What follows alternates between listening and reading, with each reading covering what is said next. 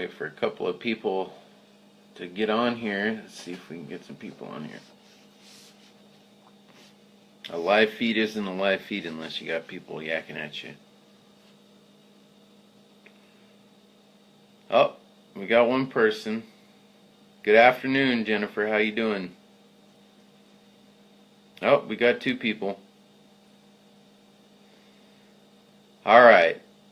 So we're filling up here. So I know most of you all know that some of us were found guilty up here in Oregon.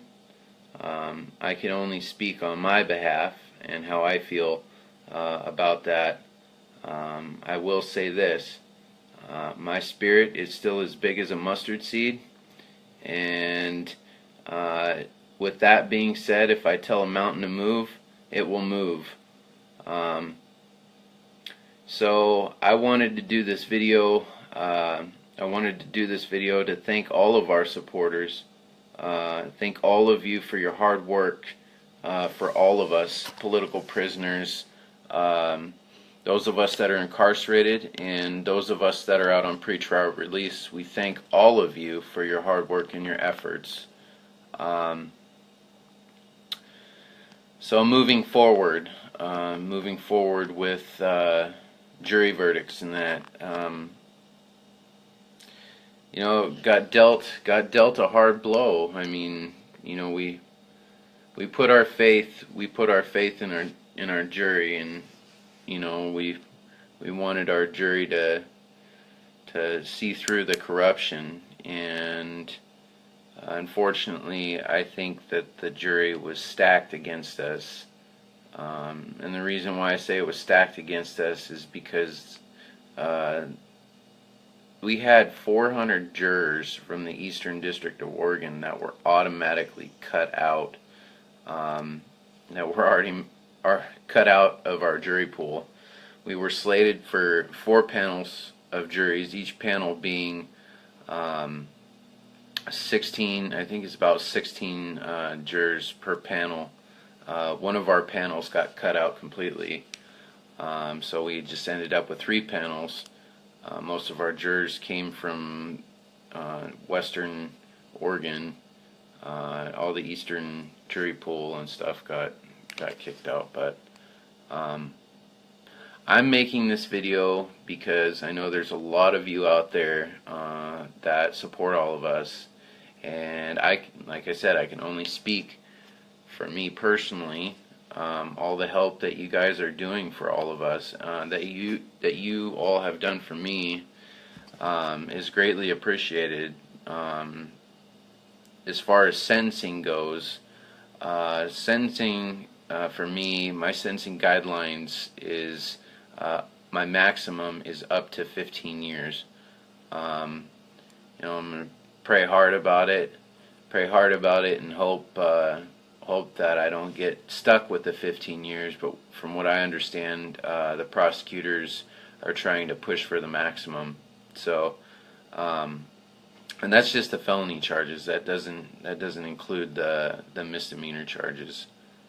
But I'm very principled. I'm very happy with my decision of not taking those plea agreements. I know there's been a lot of people talking about some of the other people that were taking plea agreements. They all had their own reasons why they took their plea agreements. We don't hate them. We still love them. They're our brothers, our sisters. There's no reason to pass judgment on anybody. Everybody has their own reason as to why they can or they can't. Me personally, Lavoy Finicum was my major deciding factor in not taking my plea agreements. That, coupled with the Constitution and the people, and also knowing that if I was to take a plea agreement, I wouldn't be standing tall as I am right now. I still feel like I'm standing tall. You know, they can't take my sunshine from me. At the end of the day, you know, they can't hold me back, because my faith is as big as a mustard seed, and I want that to be an inspiration to all of you. I want all of you to see that. I want that to be something that helps give you drive. I want someone to look at this and be like, well, you know, it was because of you that I did this. I think I posted that before, and I meant what I said. I don't just, you know, I'm a man of my word. And, you know, I try can. Unfortunately for our justice system is still corrupt, and you know, I think that's apparent now. I think going through all the trials, that has exposed a lot of stuff, especially here in Oregon.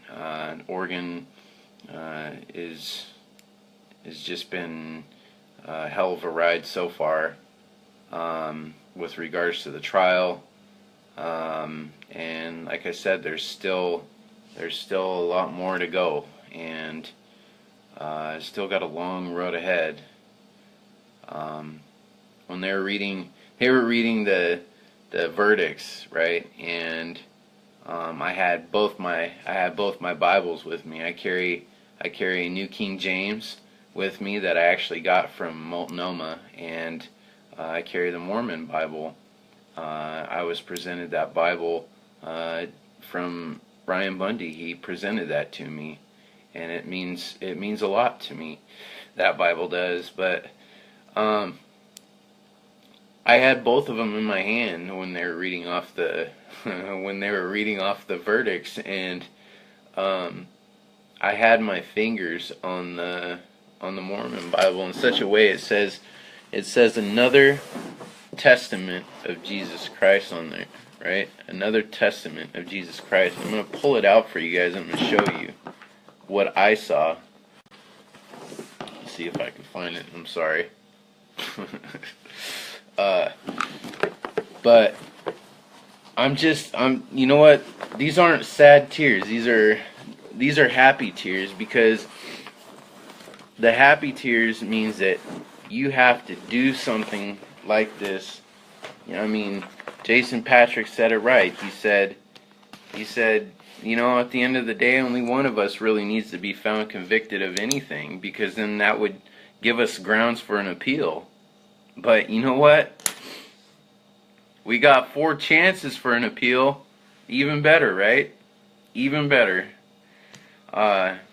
So as far as when I was holding the Book of Mormon, and I was holding my other Bible. I'll show both of you guys right now. So here's my New King James Version. I got this from Multnomah, and here's the Book of Mormon that I received from Ryan Bundy. And when I was holding on to these 2 Bibles right here, I had one thumb covering one side over here, and I didn't pay any attention to this. One thumb was covering one side, and one thumb was basically on the other side. So my grip was literally like this. I don't know if you guys can read that. Okay, I was holding on to my Bible just like this when they were reading off the verdicts, and I looked down. I looked down at my Bibles, and what I saw was, you know, it was just amazing. It's like, you know, He's with us. I know He's with us. He's shown me time and time again that He's with us. So I looked down, and it says, another test of Jesus Christ. If you take the AN out of another, and you take the AMENT out of testament, it says, other test of Jesus Christ. And you know what? A person could be completely saddened by the whole entire situation. I mean, there was a lot. I mean, you can feel the atmosphere in the courtroom. But that right there, that gave me a second wind. That just billowed. It bill of my sails. It gave me a second wind. It gave me a push. And, you know, I know He's with us. I know He's with us. He was with us in Multnomah doing the 82 days during the Inverness day when I was in Inverness. It's in the outskirts of Portland. He showed me that He was there with us, and He is constantly there with all of us. In Inverness, there was a situation where we were doing prayer circles, and this is just a personal testimony I'm going to share with you guys. We were doing prayer circles, and I was leading the prayer circle. The one guy that led the prayer circles, he ended up getting sent upstate to Oregon, and so I ended up filling his shoes.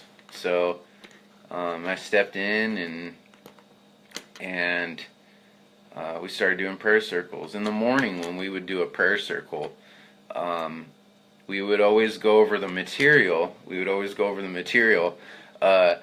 That we would do the day before or either the night of. So we went over some material, and there was a gentleman. He was a Middle Eastern gentleman, and he knows how to read Sanskrit.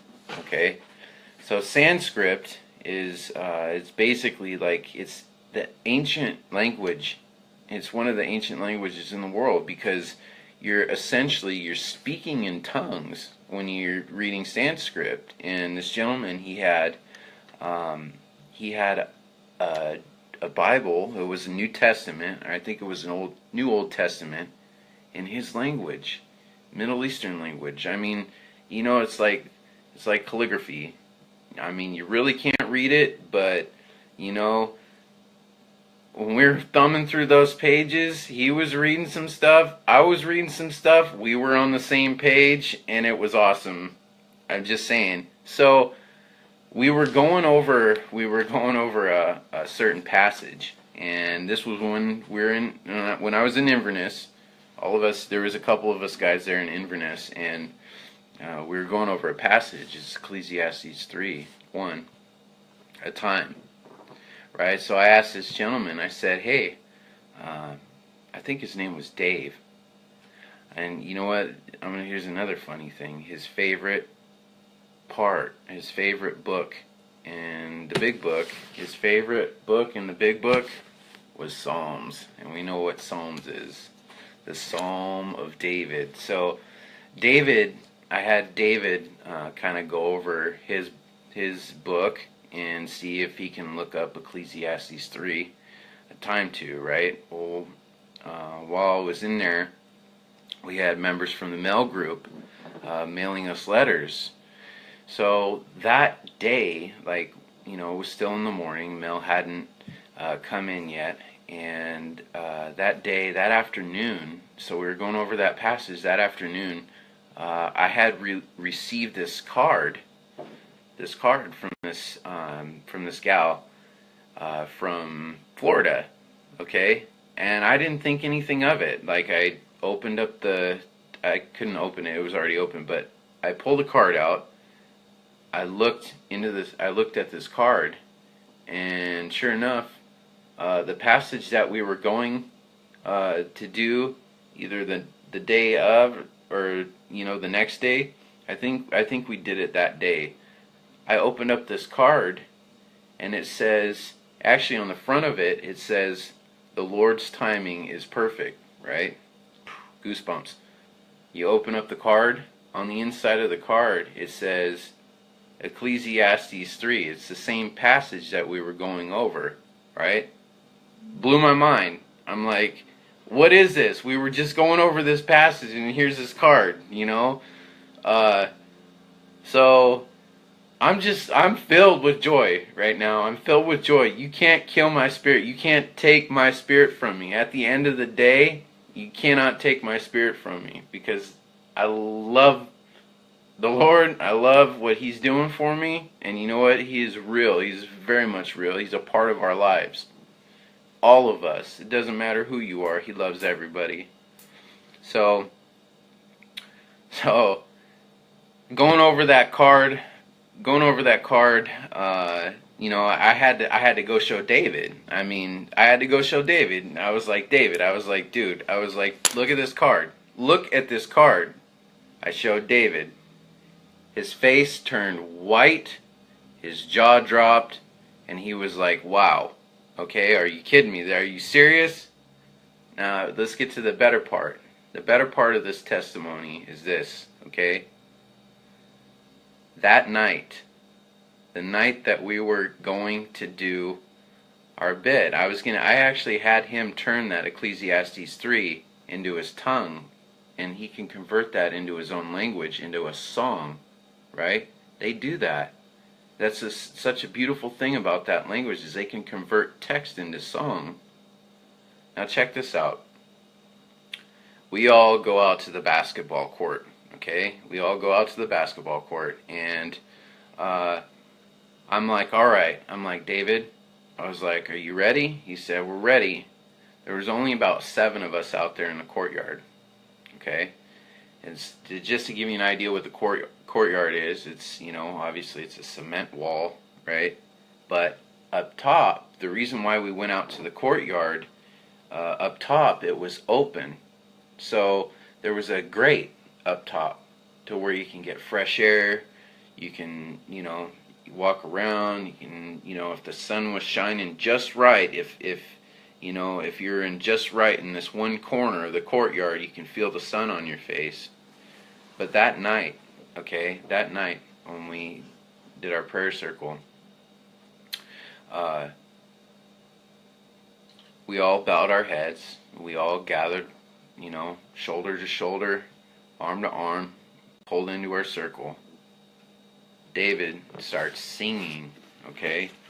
He starts singing, and he's singing in his tongue. He's singing in his tongue. He's singing this passage, Ecclesiastes 3, 1 through 8. He's singing this, okay? To everything there is a season, a time for every purpose under heaven, a time to be born, a time to die, a time to plant, and a time to pluck what is planted, a time to kill, a time to heal, a time to break down, and a time to build up, a time to weep, a time to laugh, a time to mourn, a time to dance, a time to cast away stones, and a time to gather stones, a time to embrace, and a time to refrain from embracing, a time to gain and a time to lose, a time to keep and a time to throw away, a time to tear and a time to tear and a time to sow, a time to keep silent and a time to speak, a time to love and a time to hate, a time of war and a time of peace. Now, can you picture him singing this in his own language? When he started on this very, very first sentence in this passage, this very, very first sentence, we're all out in the basketball court, the door's closed, okay? When he started singing this in his tongue, the door to the basketball court opened. It opened itself very slowly, very steady. Let me give you an idea what's on this door. It has some hardware on it. It has hardware on it that keeps the door from opening and closing, okay? The door opens and it stays open, wide enough to where somebody can walk through. Now, mind you, there's still a lot of people it's considered a dorm. There's still a lot of people in the dorm. They're doing their own activities. It's towards the end of the night. That's when we did our prayer circle. But the whole entire time he was reading this passage, the door stayed open just enough to where somebody could walk through it. When he got done, the door slowly closed, very gently latched, and we began to pray. It was such a beautiful sight to be seen. During all that, I was tapping on shoulders. I said, hey guys, you gotta witness this. You gotta look at what's happening right now. This is such a beautiful thing. You have to look at what's happening right now. And they all turned and they looked, and their faces are just bewildered in amazement. The Lord is real. He's shown not only himself to me, to a lot of other people, and I'm not the only one he's probably shown himself to. But I just thought I'd share that with you guys, and you know, so you can see that they haven't broken my spirit. They haven't broken me, and they won't break me. They can give me 15 years, but they won't break me. I won't let them. He won't let them. He's number one. Only God can judge me at the end of the day. No man, no person, nobody can judge me. Only God can judge me. But I love you guys. Part of the reason why I wanted to do this video is to show my support for all of the supporters out there, and say thank you. Thank you for all of your efforts. Thank you for everything that you're doing for all of us, because at the end of the day, it helps a lot. It helps. And I really, you guys, you know, keep up the good work. And, you know, it's because of all of you, you're keeping us all in good spirits. If you see somebody just going off the hook or just venting, everybody's voice to their own opinion. I mean, you know, let them rant, let them rave. Don't take it personal. Don't let it get to you. You know, I don't want to sound like a hypocrite. I let some things get to me at times. You know, I'm not perfect, and neither are you. Neither are we. We're human beings. We learn. You know, just don't let the petty stuff get to you. You know, don't let them divide you, because if they divide you, they win. They think they won with the guilty verdicts, but they haven't won. You know, I would much rather lie and be guilty than lie and take innocence. I get to appeal. And when I get to appeal, oh boy, that's going to be fun. But the only way I can appeal is if and when I get sentenced. So when I get my sentencing, I can appeal, and hopefully I'm planning on seeing this thing all the way through. But I love you guys. It's getting late here in the afternoon. I got to get some lunch, get something to eat. I'm kind of running on autopilot mode right now. I just thought I'd share a few things with all you, and share a little testimony with you that I experience in Inverness. But I hope you all enjoy, and send in love and prayers to all of you.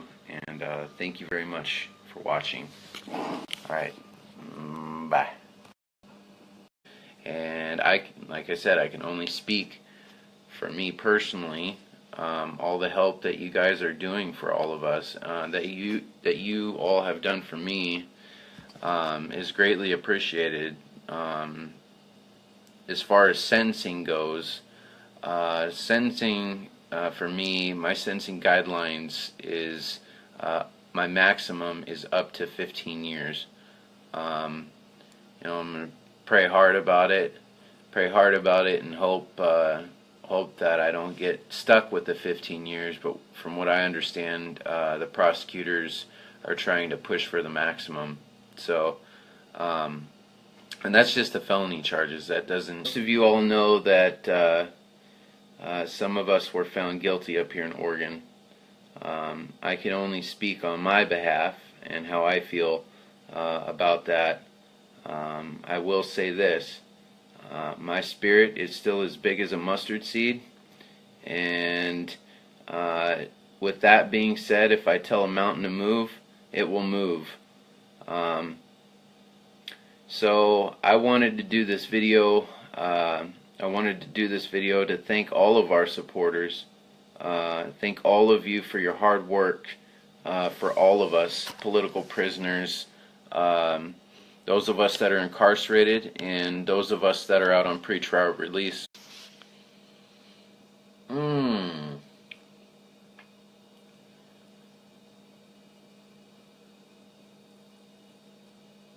Wait for a couple of people to get on here. Let's see if we can get some people on here. A live feed isn't a live feed unless you got people yakking at you. Oh, we got one person. Good afternoon, Jennifer. How you doing? Oh, we got two people. All right. So we're filling up here. So I know most of you, from the Eastern District of Oregon that were automatically cut out, that were already cut out of our jury pool.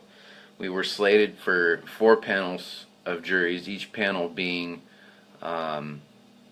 16, I think it's about 16 jurors per panel.